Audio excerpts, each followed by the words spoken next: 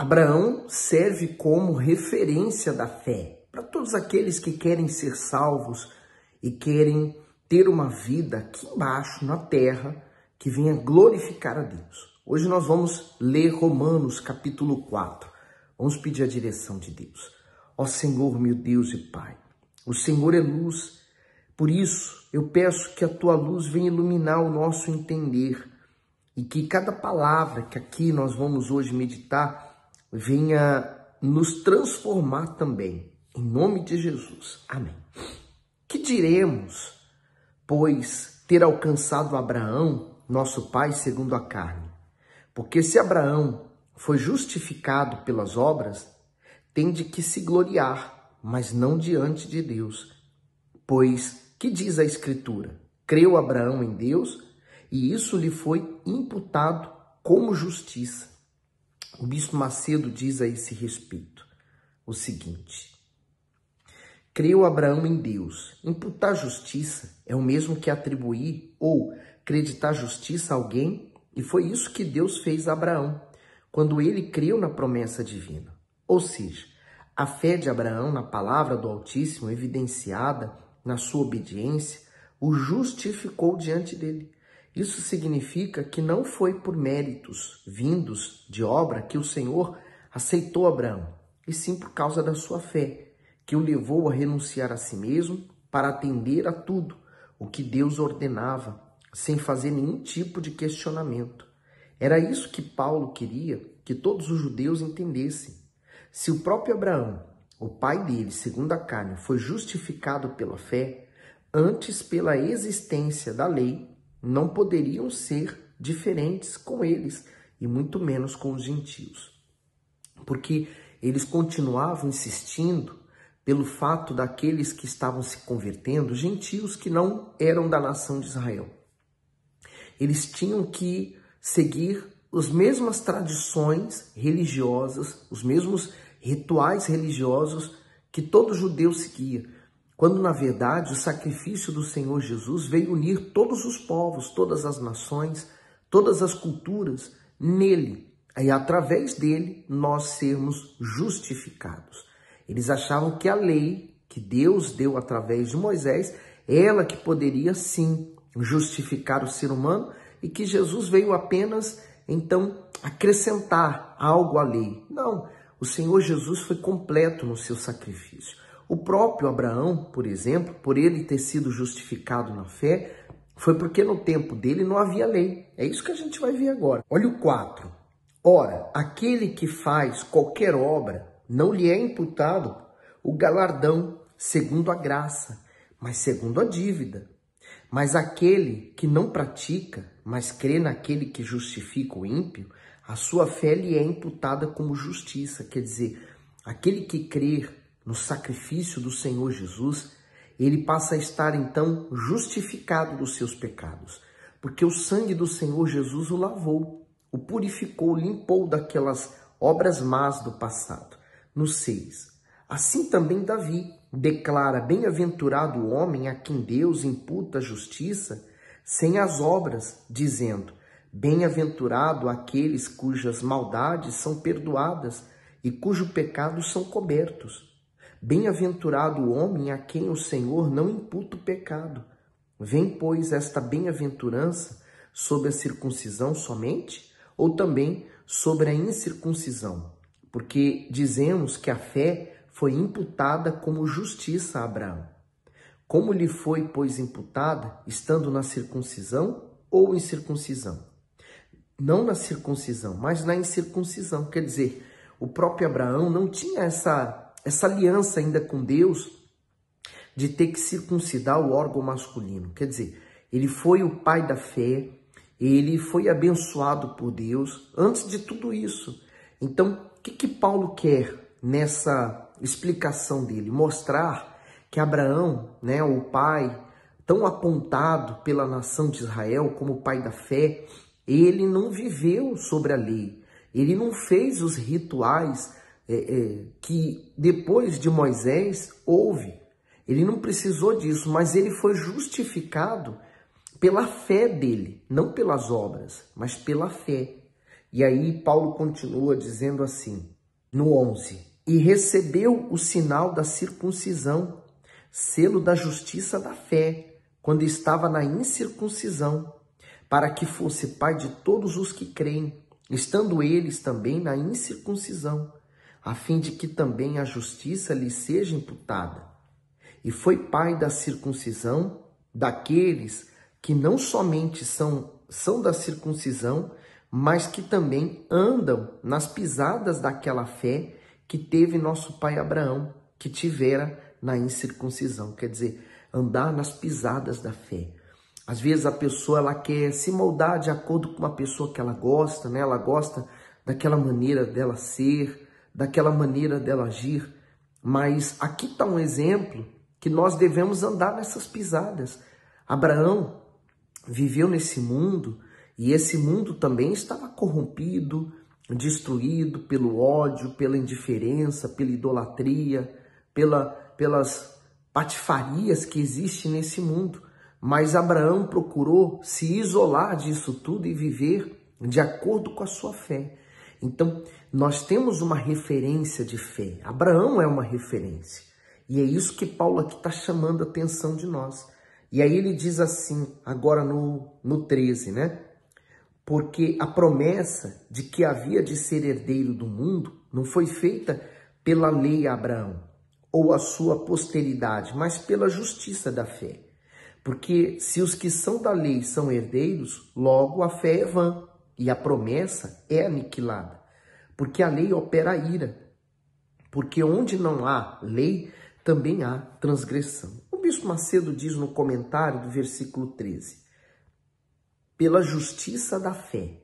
Desde o início da sua epístola, Paulo insiste em falar da justificação pela fé. Nestes versículos, ele apelou para o bom senso dos judeus para que entendessem que as promessas feitas por Deus a Abraão, aos seus descendentes, se cumpriria pela fé e não pelas obras da lei. Aliás, a lei nem sempre havia sido entregue no tempo de Abraão, pois ela veio séculos depois por intermédio de Moisés. Dessa forma, nenhuma pessoa seria capaz de conquistar as promessas divinas tendo como base o cumprimento da lei, nem mesmo o próprio Abraão. A lei trata de méritos, mas a graça trata da fé. Por isso Abraão se tornou pai de todos os que creem, sejam judeus, sejam gentios. Portanto, todos os que vivem a fé no Senhor Jesus têm o direito diante do Altíssimo de herdar tudo o que foi prometido a Abraão e a sua descendência. Por isso que a fé é tão importante. Você manter a sua fé sobrenatural, a fé nas palavras de Deus. Você crê naquilo que você ainda nem sequer viu. Por isso que está escrito, né, que nem olhos viram, nem ouvidos ouviram, e nem penetrou em coração humano que Deus tem preparado para aqueles que o amam. Então, ainda que nós não saibamos definidamente o que vai ser, o que nos espera na eternidade, então o Espírito Santo nos revela lá dentro de nós que o que espera por nós na eternidade é superiormente maior do que qualquer coisa que possamos viver aqui. Qualquer luxo, qualquer riqueza, qualquer grandeza, qualquer coisa é inferior àquilo que nos espera na eternidade. Então vale a pena sacrificar sentimentos, vontades, desejos. Viver pela fé é você viver na dependência de Deus. Saber que o amanhã está nas mãos dele, que hoje você vai viver aquilo que Deus proporcionou você viver. E amanhã está nas mãos dele. E aí ele diz assim no 15, porque a lei opera a ira, porque onde não há lei também não há transgressão. Portanto, é pela fé, para que seja segundo a graça, a fim de que a promessa seja firme a toda a posteridade, não somente a que é da lei, mas também a que é da fé, que teve Abraão, o qual é pai de todos nós. Então, o que muitos deles faziam? Pegavam essas palavras e falavam que o apóstolo Paulo estava negando a lei de Moisés, quando na verdade ele estava afirmando que era por aquela lei que deveríamos viver Mas agora nós temos que olhar para Jesus, não mais para a lei. Não está aqui preocupado se eu estou fazendo, cumprindo a lei ou não, se eu estou fazendo todos os rituais certinhos ou não. O mais importante já não é isso, é eu manter a minha fé no sacrifício do Senhor Jesus e seguir as pisaduras da fé. A pisadura que o próprio Abraão seguiu, o Senhor Jesus seguiu e todos os heróis da fé seguiram. A salvação é conquistada, ela não é adquirida por um preço. Eu não faço uma coisa e adquiro a salvação. Não, ela é conquistada todos os dias. Hoje eu acordei, eu preciso conquistar minha salvação para o dia de hoje. Amanhã pertence a Deus. Então, se eu chegar amanhã eu vou ter que lutar de novo. Então, a salvação é algo que eu tenho que conquistar dia após dia. Por isso que o Senhor Jesus falou assim, que quem quer segui-lo deve tomar a sua cruz e segui-lo, sacrifício diário. E aí ele diz agora no 17, como está escrito, por pai de muitas nações te constituí, perante aquele no qual creu, a saber, Deus, o qual vivifica os mortos e chama as coisas que não são como se fossem. Olha o que é a fé, chamar as coisas que não são como se fossem. Quer dizer, vamos dar um exemplo aqui, você tem um filho, esse filho, ele hoje está de uma forma, de um jeito que você não criou ele dessa forma. Mas você vai falar assim, olha, aqui está um homem de Deus. Não é ainda, mas vai ser. Seus olhos já veem isso. Sua certeza já vê isso. Olha o que diz aqui o Bispo Macedo. Chama as coisas que não são. Não existe absolutamente nada que possa impedir o cumprimento das promessas de Deus. Ele fez o ventre morto de Sara ganhar vida, bem como o corpo envelhecido de Abraão se encher de vigor para que tivesse o filho tão desejado. Mesmo sendo Abraão só, o Senhor já o chamava de pai de muitas nações. Este é o verdadeiro significado da fé. Crer no milagre quando tudo e todos dizem ser impossível. Confessar que é mais que vencedor quando tudo está perdido. E declarar que já recebeu o que deseja, mesmo ainda não tendo recebido. O Altíssimo chama a existência a saúde restaurada, o casamento feliz, a família unida e a paz e a alegria que se perderam. Se tão somente houver fé na sua palavra, ele trará à existência a vida com abundância. Que maravilhoso! É isso aí, viver pela fé é você ter certeza que Deus já está operando. É você já agradecer hoje pelo que ele ainda não fez, mas que você tem certeza que vai ser feito. No 18, o qual em esperança creu contra a esperança, tanto que ele tornou-se pai de muitas nações, conforme o que lhe fora dito, assim será a tua descendência. Por que ele creu contra a esperança? Pelo fato dele já ser velho, né? A Sara também, então a probabilidade deles terem filhos nessa idade era praticamente zero. Mas eles creram contra essa esperança. A esperança já havia acabado de ter filhos por causa do corpo velho. Mas a fé mantinha tão viva e tão forte essa esperança que mesmo com o corpo velho tornou possível Sara ser mãe. E foi preciso, né, esperar tanto tempo para ficar provado que a gravidez dela e o filho que iria nascer dela não era filho da juventude nem da força do corpo humano, mas seria a força de Deus, que vinha realmente de Deus. A glória realmente seria dada para Deus pelo fato do que aconteceu. Aí você entende às vezes por que há certas coisas que você vem pedindo para Deus e que está demorado, está difícil. Não é que está difícil ou demorado, você tem que permanecer crendo contra a esperança. Deus está permitindo que as coisas até piorem ou fiquem mais difíceis para que fique em evidência mais tarde que foi Ele quem fez e não foi a nossa força, não foi a nossa sabedoria, não dependeu de nós, dependeu dEle. E aí diz assim, no 19, e não enfraquecendo na fé, não atentou para o seu próprio corpo já amortecido, pois era já de quase 100 anos, nem tampouco para o amortecimento do ventre de Sara. E não duvidou da promessa de Deus por incredulidade, mas foi fortificado na fé, dando glória a Deus, e estando certíssimo de que com ele tinha prometido, também era poderoso para fazer.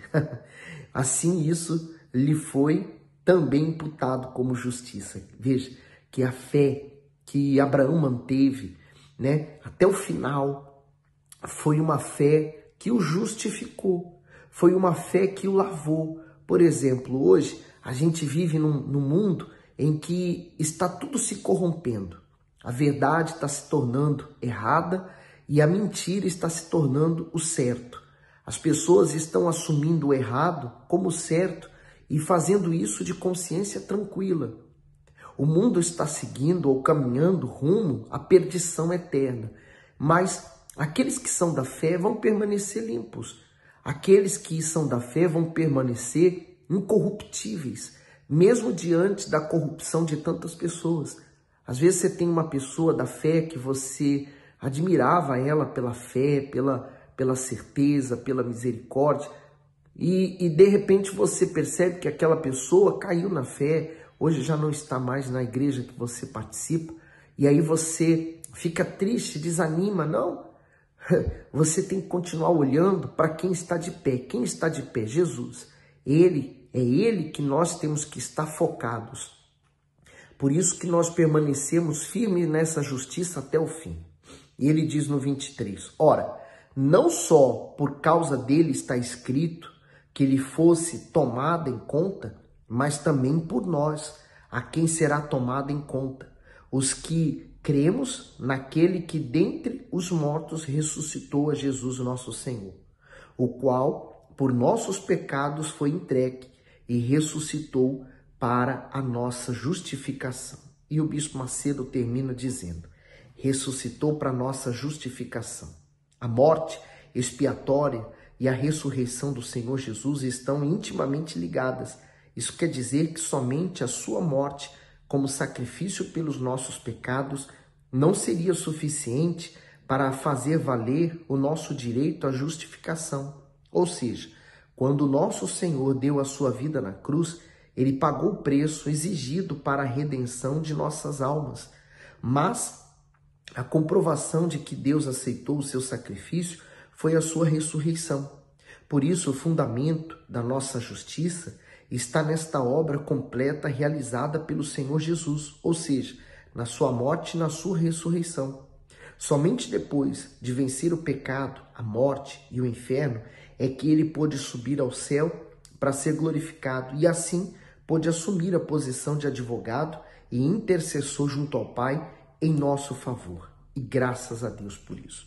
Porque hoje, quando nós pecamos, então nós cometemos o mesmo erro que Adão cometeu. Nos afastamos de Deus naturalmente. Mas quando nós apelamos a Jesus, ele é o nosso advogado, porque o diabo chega diante de Deus e ele fala assim, olha, essa pessoa aqui, ela pecou, eu tenho direito a ela. Eu tenho direito a essa pessoa porque ela cometeu um erro. Mas aquele pecador que cometeu o erro, que se arrepende, então o Senhor Jesus, como advogado fiel, ele diz, pois ela cometeu esse erro de fato, ela errou, ela falhou, ela cometeu todo tipo de erro, porém, eu morri por ela, eu derramei meu sangue em favor dela, e ela se arrependeu e eu a justifiquei. Então Deus anula aquela acusação do diabo e ele nos chama novamente à comunhão com Deus. É maravilhoso. Por isso que, por exemplo, há pessoas que a vida dela era totalmente perdida, prostitutas, assassinos, bandidos, pessoas das piores índoles, mas são pessoas que ao chegarem na igreja e ouvirem que para ela tem jeito, que para o caso dela tem solução, então o que elas fazem? Elas pegam aquela vida que elas têm, que estão cansadas de viver daquela forma, e entregam aquela vida para Deus. Resultado, o Senhor Jesus derrama o sangue delas sobre elas, justifica elas, e elas mudam de vida. Aquela antiga prostituta se torna uma boa esposa, aquele assassino, aquele bandido se torna um bom homem, trabalhador, honesto, pai de família. Quer dizer, só Deus pode mudar uma pessoa que estava antes perdida. Por isso que nós cremos até o final. Nós temos que confiar até o fim de que essa obra não é nossa, mas é de Deus. E Ele com certeza escolheu você para fazer a obra dele. E a obra dele não fica pela metade, vai estar completa. Tá ligado? Deus abençoe você.